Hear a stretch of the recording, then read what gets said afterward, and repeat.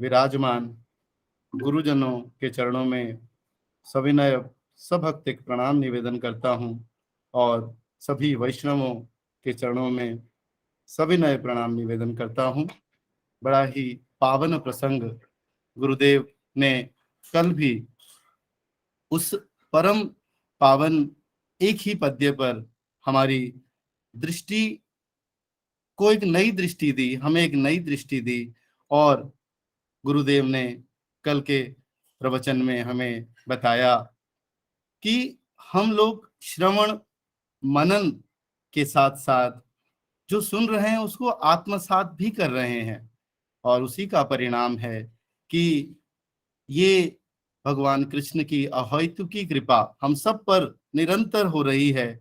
और बीच में विघ्न आने के पर भी हम निरंतर इस भागवत कथा में जुड़ते रहे हैं, जुड़ते जा रहे हैं।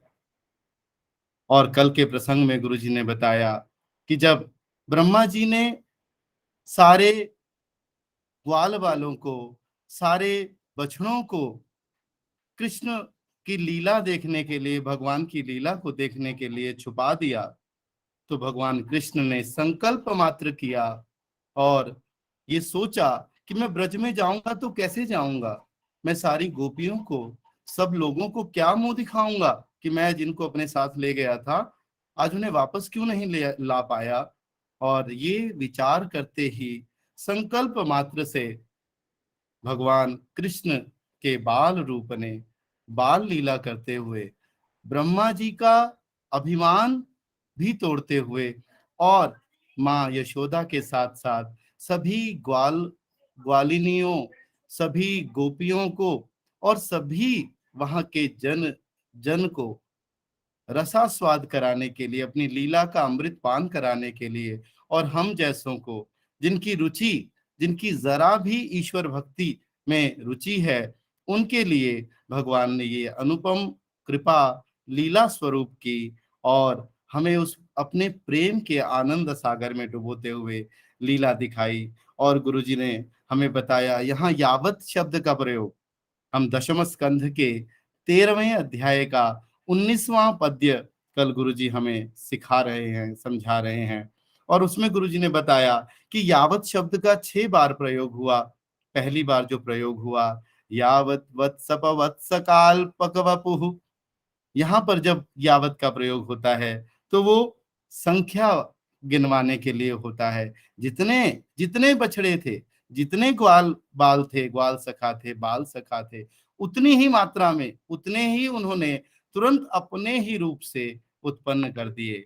और फिर दूसरे में यावत करांघ्र्यादिकम, और जितनी मात्रा, जितने परिमाण में, जितने नाप तोल में, जिसकी जितनी उंगली छोटी थी तो छोटी उंगली, बड़ी उंगली थी तो बड़ी उंगली, जैसा आकार, जैसी वेशभूषा, वैसा वैसा वैसा रूप उन्होंने तुरंत धारण किया। और तीसरा यावत का गुरु जी ने बताया, बाकी पूरे पद्य में जो यावत का प्रयोग हुआ उसमें उनके शील, रंग ढंग, स्वभाव, उनका आगे गुरु जी ने विस्तार करते हुए हमें बताया कि सर्वस्वरूपो बभू, ईश्वर जो सभी रूपों में समाहित हो जाते हैं, जो अपने आप को, बड़ा गहन विवेचन गुरुजी ने कल हमें समझाया कि वो सब में होते हुए भी भिन्न हैं। इतने सारे रूप बनाए, इतने सारे नाम और इतना सारा गुरुजी भगवान ने अपने रूप बनाए, सबके पूर्व संस्कारों को, पूर्व स्मरण को सबको याद रखा और उनमें रहे भी और भिन्न भी रहे। अर्थात माँ यशोदा के पास जब वो गए हैं तो वो केवल कान्हा बन के गए हैं, और अलग अलग गोपियों के जब वो बच्चे बनकर गए हैं तो वो उनके उनके बच्चे बनकर गए हैं। तो उसमें कृष्ण तत्व, उसमें परम तत्व, उस पर ब्रह्म तत्व भी है, और उसमें उनका आत्मीय जो संतान है, आत्मीय जो संबंध है, वो भी उन्होंने निभाया। और गुरुजी ने हमें बताया शील, यहाँ यावत शील गुणाभिधा कृतिवयो यावत विहारादिकम सर्वम विष्णुमयम गिरोंग वदजः सर्वस्वरूपो बभू। गुरु जी ने बताया कि वहां गुण क्या है, उत्कर्ष हेतवः तीक्षा विशेषः, जो जिसके अंदर जैसा गुण, जिसका जो स्वभाव था, जिस भी बाल सखा का, और अभिधा गुरुजी ने बड़े बड़े ही, ऐसा लगता है गुरुजी के मुख से जब हम सुनते हैं तो लगता है कि गुरुजी साक्षात बिल्कुल वहीं उसी कथा में बिल्कुल आसपास उसी में पूरी तरह से, एक तरह से अपने आप को निमग्न करके हमें भी पूरी तरह से निमग्न कर रहे हैं। और गुरुजी ने बताया कि हमारा हमारे नाम के साथ नाता है। मेरा नाम केशव है, कोई अचानक केशव उच्चारण करेगा तो तुरंत मैं ध्यान लगाऊंगा, क्योंकि मेरा अभिनिवेश अपने नाम के साथ है। किसी और के नाम के उच्चारण होने पर कदाचित मेरी उतनी अभिनिविष्टता नहीं होगी। तो गुरुजी ने बताया कि कृष्ण जहां जहां जिस जिस नाम से जिस जिस गोपी के घर गए, वहां वहां उस नाम के साथ सभी के साथ भगवान कृष्ण ने अपना अभिनिवेश दिखाया। और यहाँ दो आदि पदों का गुरुजी ने हमें बताया कि वहां पर करांग आदि पद आदिकम और विहार आदिकम, यहाँ पर उन्होंने बताया कि सबके साथ सारे संबंधों को, भाई किसी के बहन, किसी के माता पिता, सारे संबंधों को एक साथ इतने संबंधों को सब कुछ उन्होंने याद रखा, सारे पूर्व संस्कारों को याद रखा। और ईश्वर के लिए, परमात्मा के लिए कुछ भी कठिन नहीं है, जैसा कि हम जानते हैं, कहते हैं भी हैं और मानते भी हैं। और इसीलिए हम ये लीला गुण श्रवण कर रहे हैं, ताकि हमें ये परम विश्वास हो जाए कि ईश्वर कण कण में है और वो हमारे लिए कभी भी किसी भी रूप में हमेशा प्रकट हो जाते हैं। और इसी क्रम को आगे बढ़ाते हुए गुरुजी ने कहा कि आत्मा ज्ञानमय, यहाँ मयट जो है वो स्वरूपार्थक है। हम लोग समझने लगते हैं कि आत्मा ये शरीरमय है, जबकि शरीर क्या है, ये मांस से निर्मित है, अशुचि है। हम ज्ञान स्वरूप आत्मा है और वही हमें स्मरण रखना है।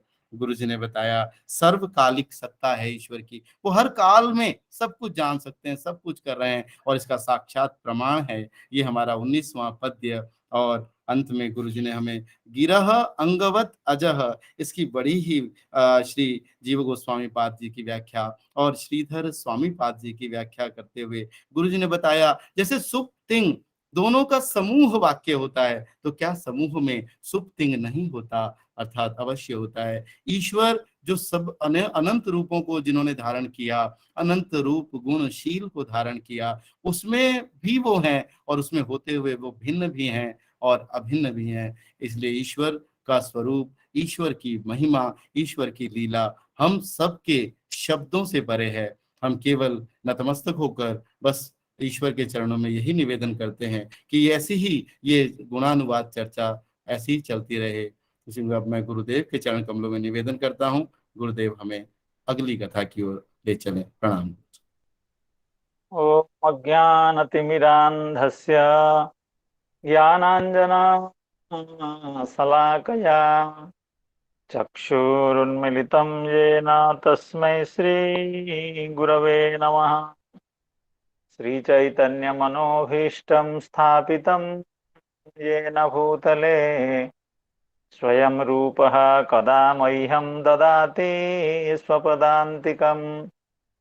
वन्देऽहं श्रीगुरो श्रीयुतपदकमलं श्रीगुरो वैष्णवांश्च श्रीरूपं साग्रजातं सहगणरघुनाथान्वितं तं सजीवं साद्वैतं सावधूतं परिजनसहितं कृष्णचैतन्यदेवं श्रीराधा कृष्णपादान् सहगणललिता श्रीविशाखान्वितांश्च। हे कृष्ण करुणा सिंधो दीनबंधो जगत्पते गोपेश गोपिका कांत राधा कांत नमोस्तुते। तप्त कांचन गौरांगी राधे वृंदावनेश्वरी वृषभानुसुते देवी प्रणमामि हरिप्रिये। नमो महावदान्याय कृष्ण प्रेम प्रदायते कृष्णाय कृष्ण चैतन्य नाम्ने गौरत्विषे नमः। वाञ्छाकल्पतरुभ्यश्च कृपा सिन्धुभ्य एव च पतितानां पावनेभ्यो वैष्णवेभ्यो नमो नमः। जय श्री कृष्ण चैतन्य प्रभो नित्यानंद श्री अद्वैत गदाधर श्रीवासादि गौर भक्त वृंदा। हरे कृष्ण कृष्ण कृष्ण हरे हरे, हरे राम राम राम हरे हरे। नमो ओं विष्णुपादाय कृष्णप्रेष्ठाय भूतले श्रीमते भक्तिवेदांत स्वामिन्निति नामिने। नमस्ते सारस्वते देवे गौरवाणी प्रचारिणे निर्विशेष शून्यवादी पाश्चात्य देशतारिणे। सायंकालीन इस कथा में जुड़े हुए समस्त संत जनों, वैष्णव जनों, भक्त जनों, श्रीमद् भागवत कथा रस पिपासु सुधी जनों के चरणों में मैं अपना विनीत प्रणाम बार बार निवेदन करता हूँ, कृतज्ञता निवेदन करता हूँ। आप सबके उत्साह से, आप सबके सहयोग से हम लोग भगवान के दिव्य कथाओं का श्रवण सुबह भी कर पा रहे हैं और शाम को भी कर पा रहे हैं। तो इसमें आप लोगों का जो बड़ा सहयोग है वो मुख्य कारण है। भगवान की कृपा तो है ही, भगवान की कृपा तो सभी के ऊपर है, लेकिन संतजनों की कृपा, सज्जनों की कृपा, भक्तों की कृपा बहुत ही आवश्यक है भक्ति मार्ग में, वो हम लोगों को मिल रहे हैं। इसलिए सभी के चरणों में बारंबार कृतज्ञता निवेदन करता हुआ कल की कथा जहाँ विश्रांत हुई थी वहाँ से आगे भगवान की लीलाओं का श्रवण करना चाहेंगे हम लोग।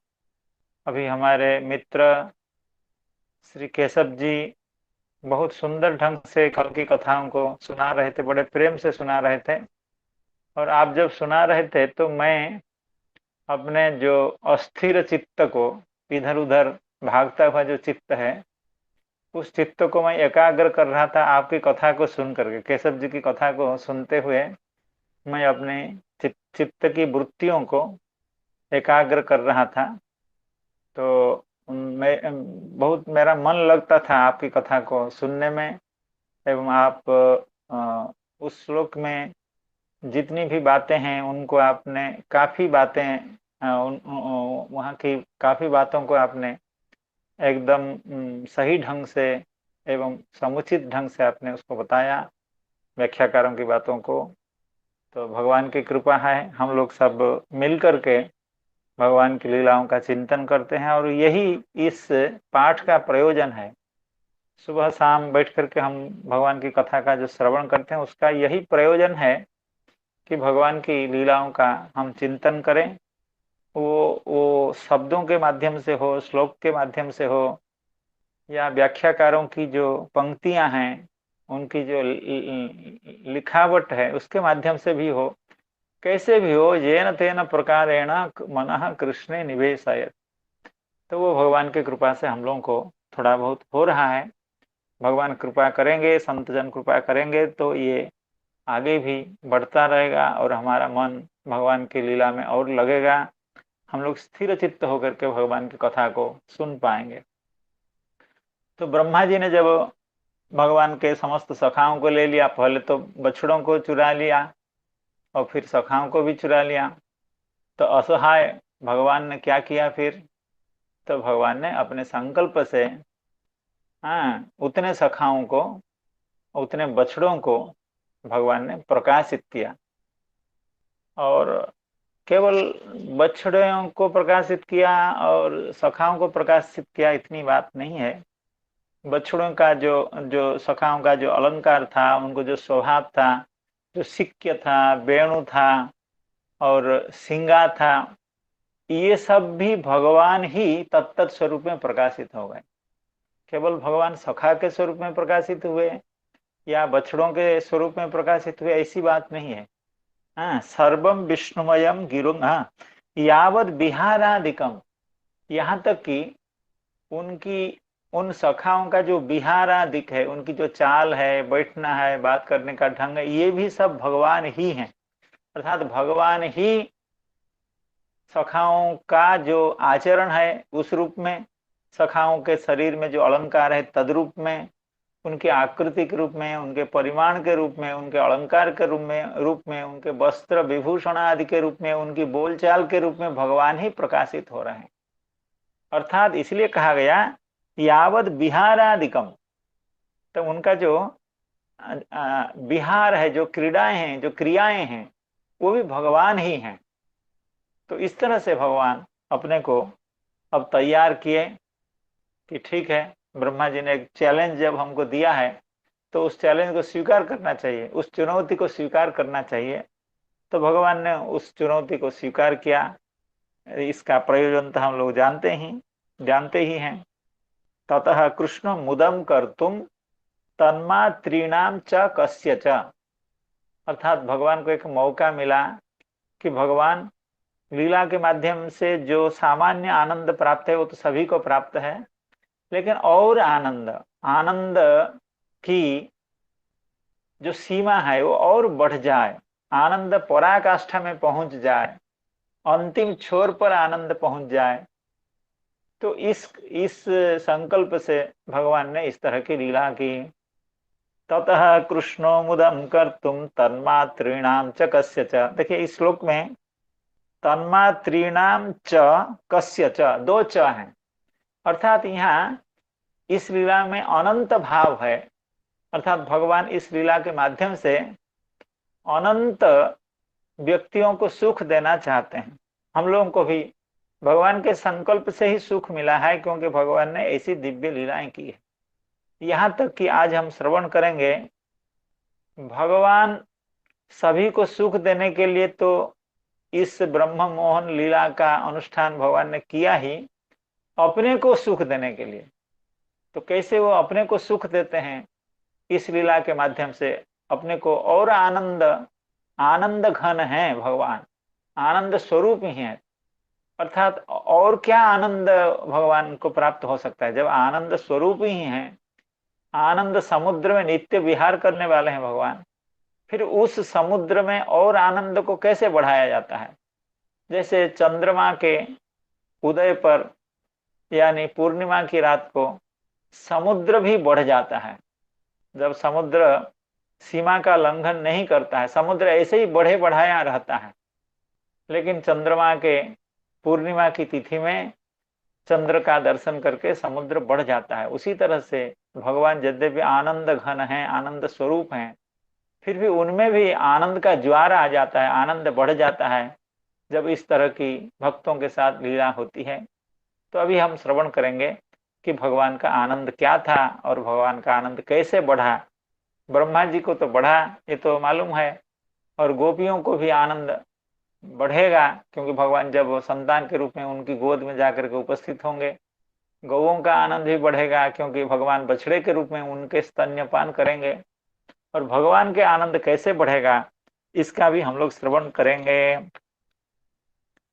स्वयं आत्मात्म गोवत्सान प्रतिवार्यात्मवत्सपैः क्रीडन आत्म विहारैश्च सर्वात्मा प्राविशद ब्रजम। तो भगवान अपने को तैयार कर लिया कि अब मैं ब्रज में साहस के साथ जा सकता हूँ, पूर्ण भरोसे के साथ जा सकता हूँ, क्योंकि जितने भी भगवान ने देख लिया, जितने भी सखा थे सभी सखा विद्यमान हैं। भगवान अपना इस स्वरूप को सर्वत्र दर्शन करते हुए देख लिए कि जो जैसा था वो ऐसे ही है। अर्थात इसमें किसी को पता भी नहीं चलेगा कि इसमें कोई विघ्न आया है। जितने बछड़े थे भगवान सबकी ओर भगवान ने अपनी दृष्टि घुमाई तो देखते हैं वही सब बछड़े तो वैसे ही हैं और सब बालक तो वैसे ही हैं। और यावत वत्स वत्स काल पगवपु उस श्लोक में जैसे बताया गया है, सबका वही स्वरूप है। तो भगवान खुश हो गए। अब ब्रज में वापिस जाने की तैयारी कर रहे हैं। स्वयं आत्मात्मा गोवत्सान प्रतिवार्यात्मवत्सपैः, इस पद्य में स्वयं आत्मा आत्म गोवत्सान आत्मवत्सपैः क्रीडन आत्मविहारैः सर्वात्मा प्राविशद ब्रजम, कई आत्म शब्द हैं। स्वयं आत्मा और फिर आत्म गोवत्सान, फिर आत्मा शब्द, प्रतिवार्य आत्मवत्स, फिर एक आत्म शब्द, क्रीडन आत्म विहार से फिर इससे एक आत्म शब्द, सर्वात्मा प्राविशद ब्रजम, ये भी एक आत्म शब्द। कम से कम 5 आत्म शब्द इसमें है, क्योंकि आत्मा को छोड़ करके यहाँ दूसरा कुछ है ही नहीं। भगवान को छोड़ करके इस लीला में, अभी जब ब्रज में भगवान वापिस जा रहे हैं, जब भगवान ब्रज लौट रहे हैं, अपने घरों को लौट रहे हैं, तब भगवान ही भगवान है, नंद नंदन ही नंद नंदन है, और यशोदानंदन ही यशोदानंद है, भगवान श्री कृष्णचंद्र ही कृष्णचंद्र हैं, दूसरी कोई चीज नहीं है, दूसरा कोई व्यक्ति नहीं है, दूसरा कुछ भी नहीं है। सर्वम विष्णुमयम गिरोंग वरजः सर्वस्वरूपो भव। तो स्वयं आत्मा आत्म गोवत्सान, आत्म गोवत्सान अर्थात आत्म स्वरूप जो गोवत्स है, क्योंकि अभी जितने बछड़े हैं वो सब आत्मा हैं, अर्थात स्वस्वरूप हैं, स्वयं हैं। तो आत्म गोवत्सान प्रतिवार्य, प्रतिवार्य का मतलब उनको उनको उनको विमुख करके, उनको लौटा करके। किसके द्वारा? देखिए, भगवान श्री कृष्णचंद्र बछड़ों को इस जंगल में लीला करने से, यानी घास चरने से, उनको वापिस लेना चाहते हैं ब्रज में। किसके द्वारा? न आत्मवत्सपई, अर्थात आत्मा रूपी जो वत्सप हैं, अर्थात बछड़ों की रक्षा करने वाले जो सखागण हैं, वत्सप हैं, वे भी आत्मा ही हैं, अर्थात वे भी स्वयं भगवान ही वत्सप हैं। इसलिए आत्मस्वरूप जो वत्सप हैं, वे आत्मस्वरूप वत्सपों के द्वारा, आत्मस्वरूप स्वस्वरूप नंद नंदन स्वरूप वत्सपों के द्वारा नंद नंदन स्वरूप बछड़ों को नंद नंदन ही हाँक करके वापिस ला करके, अर्थात जंगल से गोचारण क्रिया से निवृत्त करके उनको घर वापिस ला रहे हैं। स्वयं आत्मा यानी नंद नंदन भगवान श्री कृष्ण आत्म गोवत्सान, अर्थात आत्मरूपी जो गोवत्स, उनको आत्मरूपी वत्सप के द्वारा, वत्सप ही प्रतिवार्य, क्योंकि वे बछड़े आना नहीं चाहते थे जंगल में, उनको बहुत मजा आता था, वे घास चरना चाहते थे। और भी गौओं का स्वभाव होता है, पेट उनका भरता नहीं है, कितना भी खाते हैं तो और भी खाने की इच्छा होती है। तो ऐसे गौओं को प्रतिवार्य, उनको परांगमुख करके, उनको लौटा करके, उनको कायदे से, प्रेम से हो या लाठी से हो, दंड से हो, जैसे भी हो, उनको वापिस से ला करके भगवान ब्रज आ रहे हैं। क्रीडन आत्म विहारेश्च, एवं आत्म विहारेश्च क्रीडन। आत्म विहार का मतलब है आत्म स्वरूप जो विहार, क्योंकि भगवान की जो क्रीड़ा है वो सखाओं के साथ है, वो क्रीड़ा भी भगवत स्वरूप है। इसलिए कहा गया था ना कि यावद विहारादिकम, अर्थात विहारादि भी भगवत स्वरूप है, तो जो क्रीड़ा भी है वो भगवत स्वरूप है। अर्थात नंद नंदन स्वरूप सखाओं के साथ नंद नंदन स्वरूप जो क्रीड़ा, उसको करते हुए नंद नंदन अभी ब्रज में लौट रहे हैं। कैसे? न नंद नंदन रूपी बछड़ों को नंद नंदन रूपी जो वत्सप हैं, उनके द्वारा अभी ब्रज में लौट रहे हैं। क्रीडन आत्मविहारेश्च सर्वात्मा प्राविशद ब्रजम, तब भगवान ब्रज में प्रविष्ट हो रहे हैं। इसको श्री जीव गोस्वामी पाद की व्याख्या, श्री चक्रवर्ती पाद की व्याख्या के आधार पर हम लोग पढ़ेंगे। कह रहे हैं गोवत्सानिति स्वभावतो अतिवत्सलानां गवाम वत्सेषु परमापेक्षत्वं सूचितम।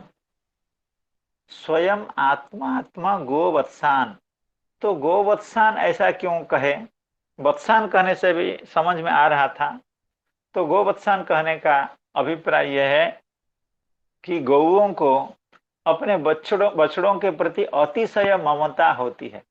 हाँ, गौओं को अपने बछड़ों के प्रति अतिशय ममता होती है, इसलिए गो शब्द दे करके, गोवत्स कह करके, गो शब्द का भी उल्लेख करके उस बात की सूचना देना चाहते हैं श्री व्यासदेव भगवान कि गोवत्सानिति स्वभावतः अतिवत्सलानाम गवाम वत्सेषु परमापेक्षत्वम सूचितम।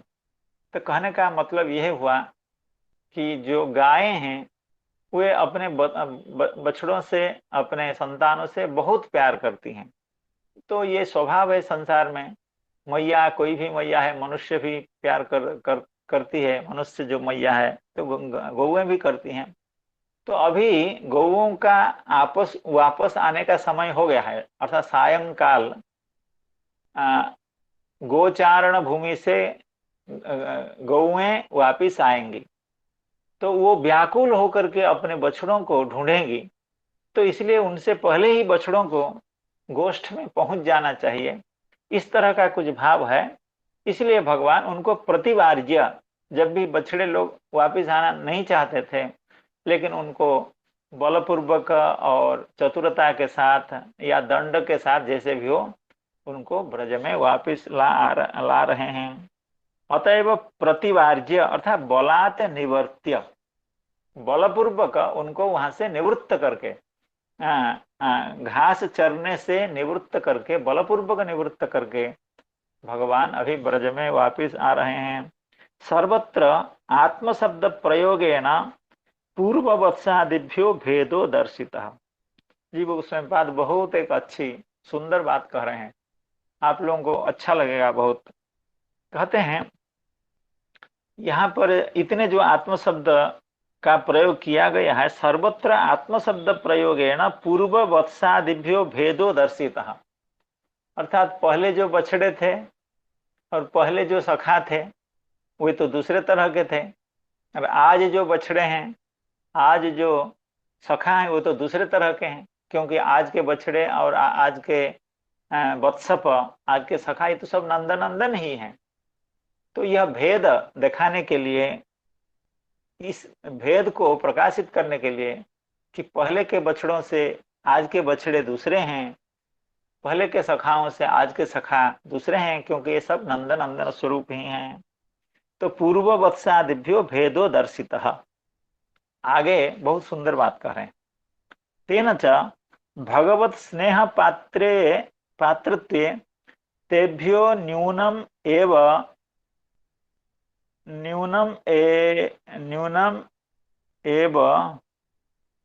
अत्र अभिप्रेतम तच्च नाहम आत्मानमाशासे इत्यादि भगवत वचनम व्यक्तम एवं।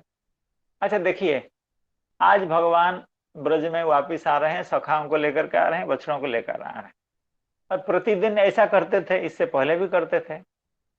तो पहले जो बछड़े और आज के जो बछड़े, पहले जो सखा आज के जो सखा, उनमें से किसके प्रति भगवान की प्रीति ज्यादा होगी?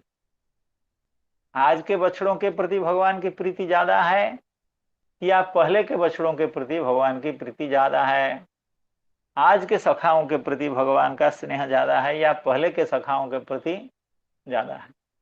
स्वाभाविक रूप से हम लोगों को यह लगेगा कि स्वाभाविक है, क्योंकि नंदनंदन स्वयं जब बछड़े हैं, नंदनंदन स्वयं जब सखागण हैं, तो आज के सखाओं के प्रति, आज के बछड़ों के प्रति भगवान की प्रीति पहले की प्रीति से गाढ़तर होगी, अधिक होगी। ये स्वाभाविक, हम लोगों का उत्तर यही आएगा, हम लोगों के मन में उत्तर यही आएगा। लेकिन श्री जीव गोस्वामी पाद कह रहे हैं ऐसा नहीं है। पहले बछड़ों के प्रति, पहले सखाओं के प्रति भगवान की प्रीति आज के बछड़ों के प्रति जो प्रीति है उससे ज्यादा प्रीति थी। ये कैसे संभव है? क्योंकि आज तो भगवान स्वयं है, और ये संसार में कोई भी जीव अपने से जितना प्रेम करता है दूसरे से उतना प्रेम नहीं करता है। नायम नवारे पुत्राणाम कामाय पुत्राः प्रियाः भवन्ति आत्मनस्तु कामाय पुत्राः प्रिया। अपने के प्रति जितनी प्रीति होती है दूसरे के प्रति तो होती नहीं है। और आज वत्स और वत्स तो आज अपने हैं, मैंने खुद है, भगवान स्वयं है, इसलिए आज प्रीति ज्यादा होनी चाहिए। कहते हैं ऐसा नहीं है। तेन च भगवत स्नेह पात्रत्वे तेभ्यो न्यूनम न्यूनम एव अत्र अभिप्रेतम, ऐसा ही कुछ है। अर्थात आज कम प्रीति है आज के बछड़ों के प्रति, आज के सखाओं के प्रति भगवान की प्रीति पहले के बछड़ों के प्रति, पहले के सखाओं के प्रति जो प्रीति थी उससे कम है। क्यों है? ना हम आत्मानमासा से मद्भक्त ही साधुभिर्भिना बिना श्रियम चात्यंतिकिं ब्रह्मन ये शाम गतिरहम परा। भगवान ने इस बात का उल्लेख कहाँ किया है? अम्बरीश चरित्र में, हाँ, अम्बरीश महाराज जी के चरित्र में इस बात का उल्लेख किया है। जब जब दुर्वासा ऋषि भगवान के शरण में गए हैं तो भगवान उस समय कहते हैं आपने भक्तापराध किया है, भक्त के साथ आपने दुष्टता की है, हमारे भक्त का आप विनाश करना चाहते थे, तो इसलिए किसी भी तरह से मैं आपको शरण नहीं दे सकता हूं। आप चाहे कैसे भी तपस्वी हो, आपका कोई भी कितना भी साधन आपके पास हो, लेकिन मैं नहीं दे सकता हूं आपको शरण। यद्यपि मैं शरणागत वत्सल हूं, लेकिन ऐसे शरणागत के लिए हम वत्सल नहीं हो सकते हैं जो हमारे भक्त के प्रति इतना गंभीर अपराध किया हो, मारना चाहता हो। कितनी दुष्टता है। क्योंकि उसी प्रसंग में कहते हैं ना हम आत्मान आशा से मद्भक्त ही साधु भीर बिना, अर्थात मैं अपने भक्तों को छोड़ करके मैं अपने को भी नहीं चाहता हूं। अर्थात अपना मेरा मैं खुद मेरा इतना प्रिय नहीं हूं जितना मेरा भक्त प्रिय है।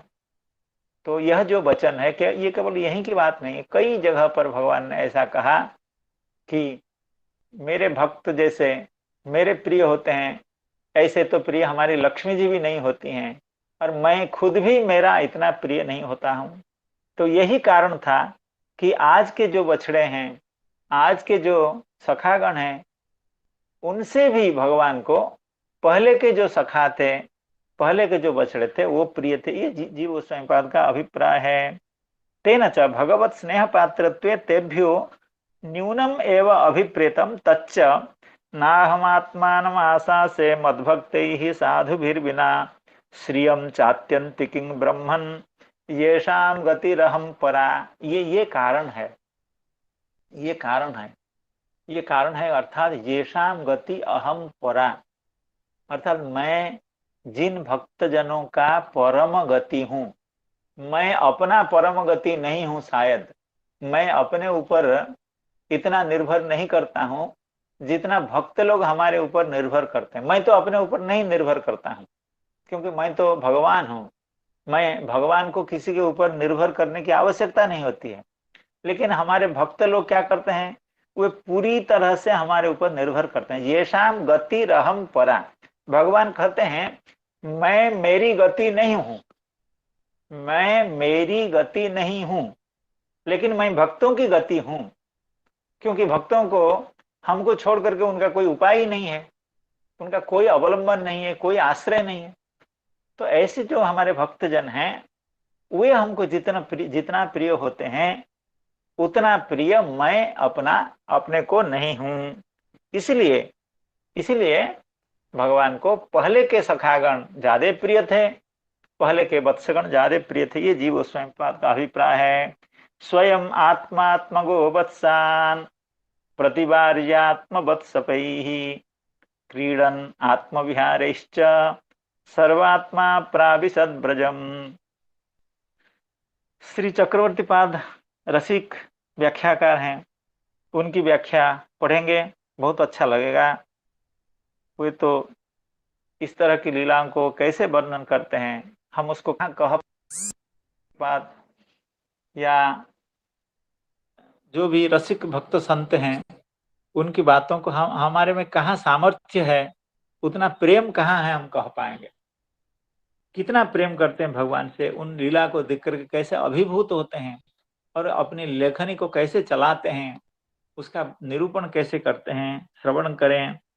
ततश्च मध्याह्न अपराह्नयोः पूर्ववदेव क्रीडितवतः तस्य सायं गोष्ठ प्रवेशमाय स्वयमिति पंचभिः। श्री चक्रवर्ती पाद कह रहे हैं, यहाँ से 5 श्लोकों के द्वारा भगवान का गोष्ठ प्रवेश का निरूपण है। अर्थात भगवान ब्रज में पहुंचे, गोचारण समाप्त करके अपने घर को, अपने तत्त घरों में भगवान खुद होकर के लौट आए, इस बात का निरूपण अभी किया जा रहा है।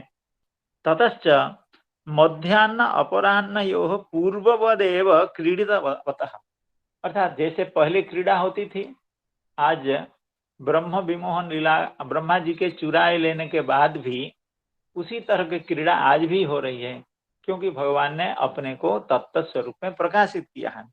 ततश्च मध्याह्न अपराह्नयोः पूर्ववदेव क्रीडितवतः, आगे जैसे पहले पहले दिनों में जैसे क्रीड़ा करते थे भगवान, आज भी वैसे ही क्रीड़ा कर रहे हैं। क्रीडितवतः तस्य सायं गोष्ठ प्रवेशम आह, शाम को भगवान अभी गोष्ठ में प्रवेश करेंगे, यानी घरों में वापिस आ रहे हैं। कैसे? एवं सर्वात्मा सन ब्रजम प्राविशत, भगवान सर्वात्मा होकर के ब्रज में प्रविष्ट हुए। कथम? स्वयं आत्मा एवं प्रयोजकः। श्री जीव चक्रवर्ती पाद कह रहे हैं, भगवान खुद प्रयोजक करता है, भगवान खुद प्रयोज्य करता है, भगवान खुद कर्म है। क्यों?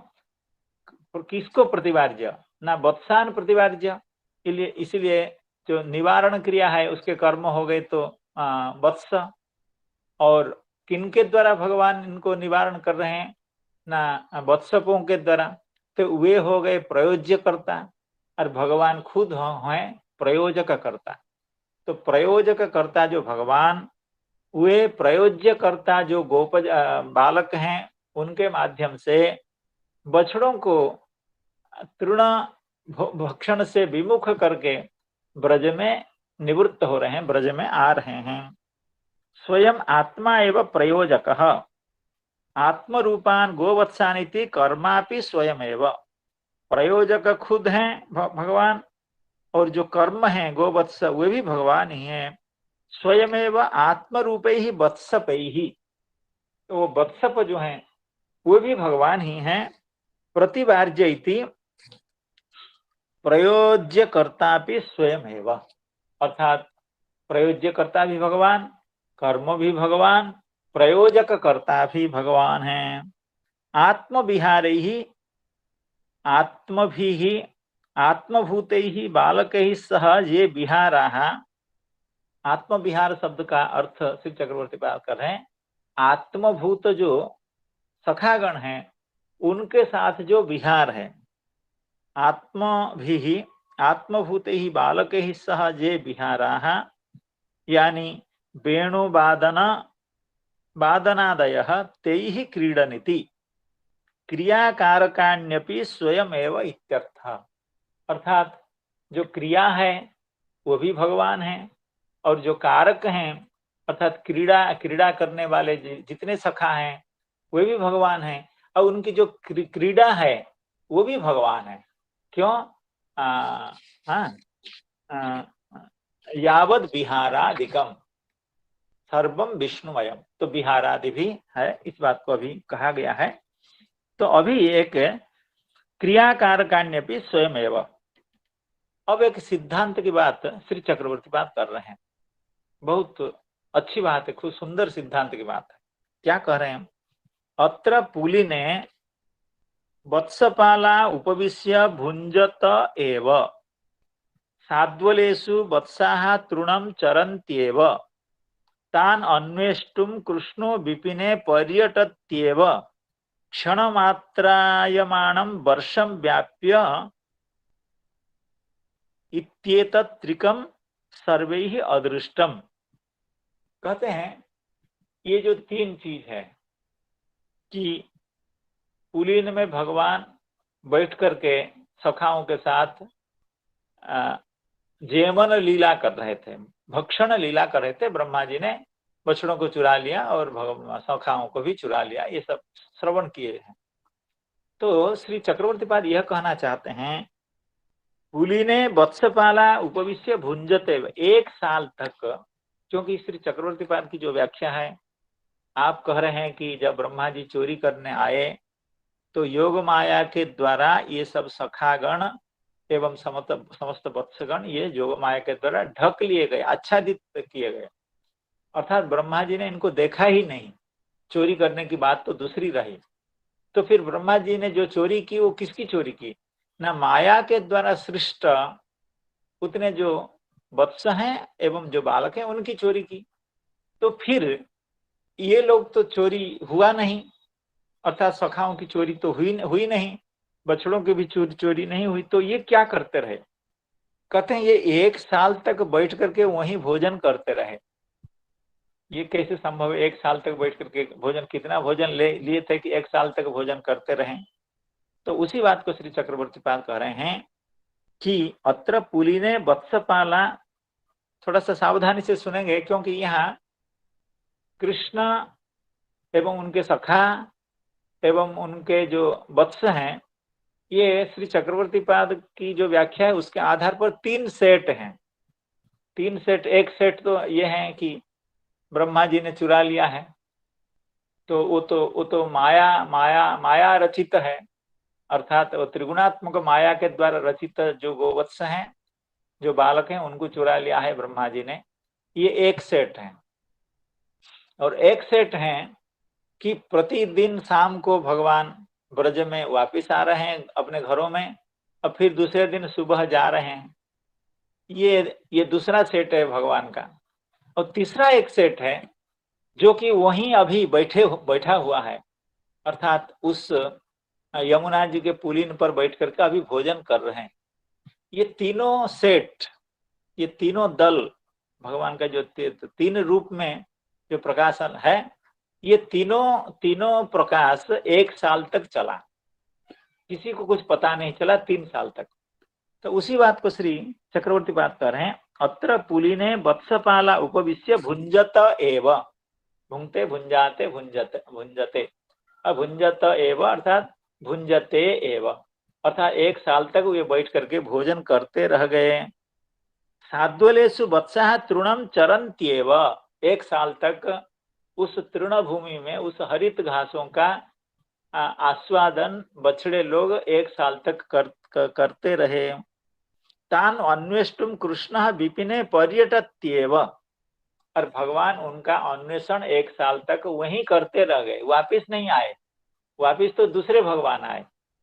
तो ऐसा करते हुए क्षण मात्रायमानम वर्षम व्याप्य, देखिए ये काम 1 साल तक चला, लेकिन भगवान की जो योग माया है, जो भगवान की लीला में परम सहायिका है, उनके कारण सभी को पता चला कि थोड़ी देर के लिए ये ऐसा हुआ। अर्थात ये 1 साल की जो लीला है, 1 साल तक बैठ करके जो पुलीन में ये सब आहार करते रहे, उनको पता नहीं चला कि हम 1 साल यहाँ बैठे। उनको लगा तो थोड़ी देर बैठ करके, जैसे जितना देर तक भोजन करते हैं उतना देर तक वे भोजन करते हैं। तो इसी तरह की लीला भगवान श्रीमद् भागवत में भगवान की इस तरह की लीलाओं का वर्णन है। क्या ब्रह्मरात्रे उपावृत्ते, अर्थात यह जो भगवान की रासलीला जिसका हम लोग श्रवण करेंगे, तो वो कितनी देर तक रासलीला चली? कहते हैं कि ब्रह्मरात्रे उपावृत्ते, अर्थात ब्रह्मा जी की रात जितनी देर तक होती है उतनी देर तक यह जो रासलीला है उसका उतनी देर तक वह लीला चलती रही। तो लेकिन किसी को ये पता नहीं चला कि, क्योंकि ब्रह्म रात्रि तो बहुत दीर्घ होती है, उसका हिसाब भी हम नहीं कर सकते हैं।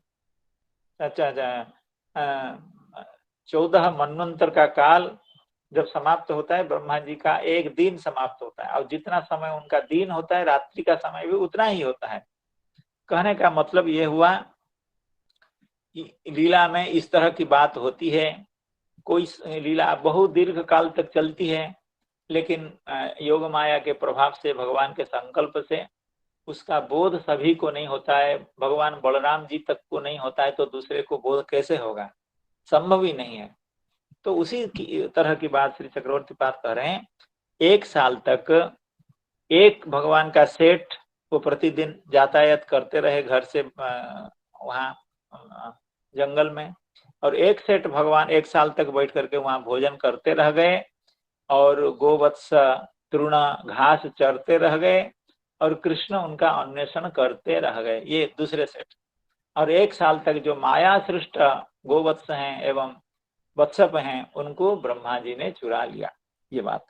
तो कहते हैं क्षण मात्रायमाणम वर्षम, तो वो जो 1 साल था वो क्षण मात्रायमाण अर्थात थोड़ी देर का समय था। वर्षम व्याप्य एतत् त्रिकम सर्वे ही अदृष्टम, अर्थात इस बात को किसी ने भी नहीं अनुभव किया, इसको किसी को भी इसका बोध नहीं हुआ। तत्त अब दूसरी लीला की बात कर रहे हैं, अर्थात पहले तो भोजन बैठ करके एक सेठ भगवान भोजन कर रहे हैं और दूसरे सेठ जो भगवान है यातायात कर रहे हैं। तत्त स्थलेषु प्रतिदिनम भ्रमद्भिः अन्यैः लीला परिकरैः, और प्रतिदिन भगवान यातायात करते हैं। ये दूसरे दल हैं भगवान का, ये दूसरा स्वरूप है, उनके समस्त सखाओं के साथ भगवान का दूसरा स्वरूप है। कृष्ण स्वरूप वत्स बालैः, और ये जो सेठ हैं, ये सब श्री कृष्ण सेठ हैं, अर्थात सब कृष्ण ही कृष्ण हैं। जो भोजन कर रहे हैं वे सब कृष्ण नहीं है, क्योंकि वे तो सखा हैं और कृष्ण भगवान हैं एवं गोवत्स हैं। तो जो सेठ प्रतिदिन यातायात करता है घर से वापस जंगल में, जंगल से हमें, वे सब कृष्ण हैं, इस तरह की बात है। तो लीला परिकरे ही कृष्ण स्वरूप वत्सवालैः बलदेवेनापि वर्ष बाता तपाद्यैः अपि अस्पृष्टमेव। तो अब श्री चक्रवर्ती बात करें, ऐसी बात जब कहेंगे तो लोग तो संदेह करेंगे। 1 साल तक वहां बैठे रह गए नदी के तट पर, 1 साल में कितनी बारिश हुई होगी, और वृंदावन का जो ठंड है उसकी जो गर्मी है वो कितनी गर्मी पड़ती होगी, कितना ठंड होता होगा। तो 1 साल तक कैसे बैठे रह गए, क्यों ऐसा हुआ, कि जरूरत क्या थी? कहते हैं भगवान के अचिंत्य शक्ति के प्रभाव से ऐसा किसी को बोध नहीं हुआ। कहते हैं कि वर्ष बाता तपादेहि अपि अस्पृष्टमेव एतत् त्रिकम, ये वर्ष बाता तपादि के द्वारा अस्पृष्ट रहे, अर्थात न इनको गर्मी का कोई संस्पर्श था, न इनको बारिश का कोई प्रभाव था इनके ऊपर, न ठंड का कोई प्रभाव था। यह भगवान की अतिशयित जो महात्म्य है, लीला शक्ति का जो महात्म्य है, योग माया शक्ति का जो महात्म्य है, उसके चलते ऐसा संभव हुआ। अस्पृष्ट ही अचिंत्य शक्तिया योग माया व्यराजिदेव। अब कह रहे हैं यस्य एक एव कृष्णो ब्रह्मणा कवल वेत्रादि लक्ष्म लक्षितो मोहांते ददृशे तुष्टुवे चेति। देखिए भगवान की तो यहाँ बाढ़ आ गई, अर्थात ये जो समस्त ब्रज में प्रतिदिन यातायात करते हैं ये तो सभी कृष्ण हैं। और ब्रह्मा जी को जब मोह भंग हुआ तो ब्रह्मा जी ने क्या देखा? ब्रह्मा जी ने देखा कि ये सभी कृष्ण स्वरूप हैं, अर्थात सभी नारायण स्वरूप हैं, सभी भगवत स्वरूप हैं। तो ब्रह्मा जी ने स्तुति की। तो स्तुति जब की ब्रह्मा जी ने क्या कहा? ब्रह्मणा कवल वेत्र विषाण लक्ष्म लक्षिता नौमीड्यते भ्रवपुषे तडिदंबनाय गुंजावतं स परिपिच्छा लसन्मुखाय वन्यस्रजे कवल वेत्र विषाण वेणु लक्ष्म श्रिये मृदुपदे पशुपांगजाय। तो ब्रह्मा जी जब भगवान की स्तुति करते हैं तो किस कृष्ण की स्तुति करते हैं? क्योंकि ये तो कृष्ण अनंत हैं, भगवान तो अनंत हैं, अर्थात अनंत स्वरूप में भाव प्रकाशित हैं। अब ब्रह्मा जी एक भगवान की स्तुति करते हैं, क्यों? नौमीड्यते अभ्र वपुषे तड़िदंबरा, यह सब एक वचन में है। अर्थात कहने का मतलब है प्रतिदिन घर से गोचारण में जाते हैं जितने कृष्ण, सब तो कृष्ण ही हैं, क्योंकि ब्रह्मा जी सबको कृष्ण रूप में दर्शन करते हैं। 1 साल के बाद जब माया का ब्रह्म मोहन की परिसमाप्ति हुई है, ब्रह्मा जी को जब मोह टूटा है, तब उनको सभी जगह सर्वे चतुर्भुजा भगवान का स्वरूप दर्शन किया। तो उस समय भगवान ने भगवान के स्तुति की, ब्रह्मा जी ने स्तुति की। तो उसमें से एक कृष्ण की स्तुति की। वो कौन कृष्ण थे? अर्थात जो नंदनंदन के रूप में जो कृष्ण थे, या सुबल के रूप में जो कृष्ण थे, या श्रीराम के रूप में जो कृष्ण थे, या और सखा के रूप में जो कृष्ण थे, या जब वत्स के रूप में जो कृष्ण थे, या सखाओं के जो अनुचर के रूप में कृष्ण थे, उसमें से किसी एक कृष्ण की स्तुति भगवान ने, श्री ब्रह्मा जी ने की। उसका श्री चक्रवर्ती पाद कहते हैं, हम उसका निरूपण नहीं करते हैं, लेकिन इतने जो अनंत कृष्ण का स्वरूप श्री ब्रह्मा जी के नेत्रों के सामने प्रकाशित हुआ, उनके हृदय में प्रकाशित हुआ, उन कृष्णों में से किसी एक कृष्ण की उन्होंने स्तुति की। वो ब्रह्मा जी को भी पता नहीं है, लेकिन उनको दिखाई दिया कि भगवान नारायण हैं, चतुर्भुज हैं और भगवान नंदनंदन हैं, तो इसलिए उन्हीं की स्तुति उन्होंने की। तो कृष्ण ब्रह्मणा कवल वेत्रादि लक्ष्म लक्षित मोहांते ददृशे तुष्टुबे च। कौन? ना यस्य एक एव कृष्ण। जिन कृष्ण पुंजों में से एक कृष्ण की श्री ब्रह्मा जी ने स्तुति की है। तो इस तरह से चक्रवर्तीवादी एक अभिनव अर्थ दे रहे हैं कि यह जो ब्रह्म मोहन लीला है, यह जो साद्वल जयमान लीला है, इसमें भगवान 3 रूप में, अर्थात एक तो स्वयं सखा का रूप और भगवान रूप है, और एक समस्त रूप में भगवान प्रकाशित हुए हैं, और एक त्रिगुणात्मक माया के द्वारा भी समस्त सखा एवं गोवत्स प्रकाशित हुए हैं। स्वयं आत्मात्म गोवत्सान प्रतिवार्यात्मवत्तपैः क्रीडन आत्मविहारैश्च सर्वात्मा प्राविशद्ब्रजम् तत्तद्वत्सान् पृथक् नीत्वा तत्तद्गोष्ठे निवेश्य च तत्तद् आत्मा भवद राजन् तत्तत्सद्म प्रविष्टवान् तत्तद्वत्सान् पृथक् नीत्वा तत्तद्गोष्ठे निवेश्य च तत्तद् आत्मा भवद राजन् तत्तत्सद्म प्रविष्टवान्। तो जब भगवान समस्त सखाओं के रूप में प्रकाशित हुए हैं, तो जैसे प्रतिदिन लीला होती थी, संध्या के समय में गोचारण से निवृत्त होकर के घर आते थे, तो उनका पहला कर्तव्य था कि वे बछड़ों को लेकर के उनके जो आश्रय स्थल है, गोष्ठ है, उनमें लेकर के छोड़ते थे एवं खुद अपने घर में जाते थे। पहले बछड़ों का ख्याल करते थे, बछड़ों को उनके जो आश्रय स्थान है, गोष्ठ है, उसमें लेकर के स्थापित करते थे एवं समस्त सखा अपने घर में प्रविष्ट होते थे, अपनी माताओं के साथ आनंद करते थे। वन की क्या क्या लीलाएं हैं, नंदनंदन ने आज क्या किया, उसका विवरण सभी सुनाते थे। तो आज भगवान तत्त सखाओं के रूप में प्रकाशित होकर के समस्त सखा जो लीला करते थे, जो क्रिया करते थे, भगवान तत्त सखाओं के रूप में प्रकाशित होकर के वही कार्य कर रहे हैं। तत्तद वत्सान पृथक नीत्वा, जब गांव के पास आ गए, तत्तद वत्सान पृथक नीत्वा। देखिए, ये भी भगवान के एक ऐश्वर्य है कि जिस सखा का जो वत्स है, वो तो जानता है ये वत्स है, लेकिन अब भगवान सभी सखाओं के जितने वत्स थे, जिन जिन सखाओं का, जिस सखा का जितने जितने वत्स थे, उनको पहचान करके उन्हीं के घर में लेकर के पहुंचाना, उन्हीं के गोष्ठ में लेकर के उनको छोड़ना एवं उसके बाद अपने माता पिता के साथ जाकर के सम्मिलित होना, तो ये केवल भगवान ही कर सकते हैं। दूसरा कोई भी चाहे कितना सामर्थ्यवान हो, ये सर्वथा असंभव है, ये सर्वथा दुष्कर है, ये केवल भगवान के लिए संभव है। तत्तद वत्सान पृथक नीत्वा तत्तद गोष्ठे निवेश्य च, अर्थात उनके गोष्ठ में उनको छोड़े। तत्तद आत्मा भवदराजन तत्तत् सद्म प्रविष्टवान।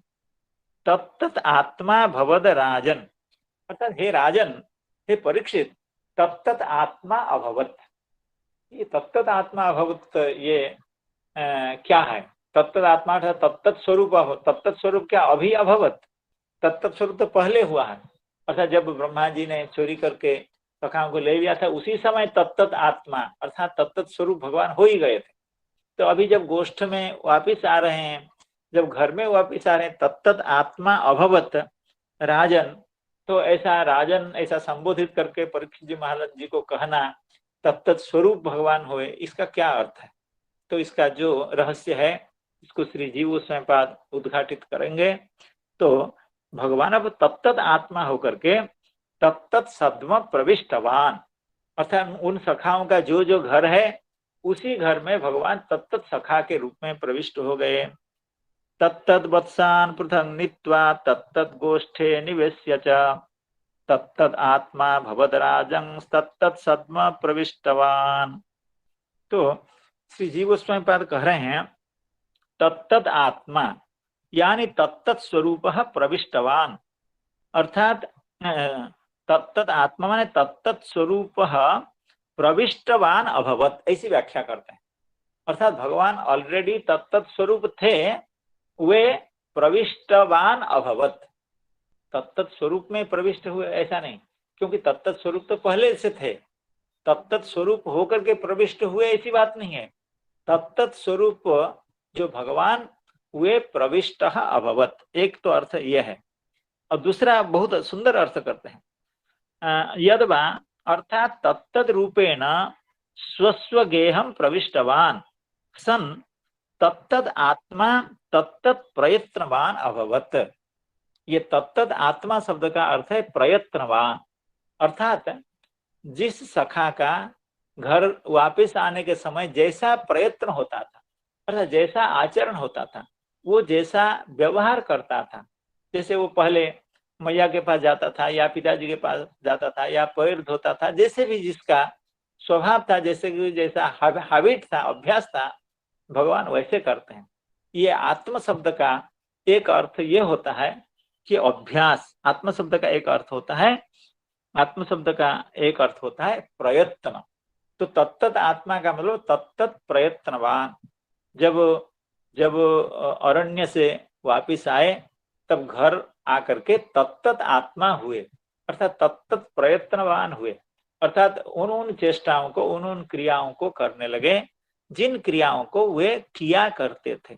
और ये सब कौन कर रहे हैं?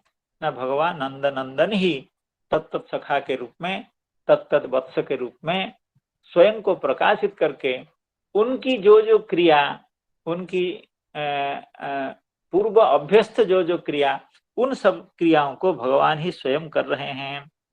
अर्थात तत्तद रूपेण स्वस्व गेहम प्रविष्टवान सन तत्तद आत्मा तत्तद प्रयत्नवान अभवत। क्या मतलब हुआ ना? वत्स द्वार निरोध, पहले आते थे बछड़ों को, जब उस घर में प्रवेश करते थे उसका निरोध करते थे। गोपाह्वान, दूसरों को बुलाते थे। और संकेतित वेणुवादनादिकम कृतवान, कहने का मतलब है जैसा जैसा व्यवहार उनका होता था वही व्यवहार आज वो करते हैं। ये आत्म शब्द का अर्थ है आत्मा यत्नो धृति बुद्धि स्वभावो ब्रह्म वर्ष्म च इति अमर। अमर कोशकार के वचन से जीव गोस्वामी पाद कहना चाहते हैं तत्तत आत्मा का मतलब तत्तत प्रयत्नवान बभूव। तो इस तरह से श्री जीव गोस्वामी पाद भगवान की जो लीलाएं हैं उनको वर्णन करते हैं। तत्तद्वत्सान पृथक नीत्वा तत्तद गोष्ठे निवेश्य च तत्तद आत्मा भवदराजन तत्तद सद्म प्रविष्टवान। हरे कृष्णा कृष्णा कृष्ण हरे हरे, हरे राम राम राम हरे हरे।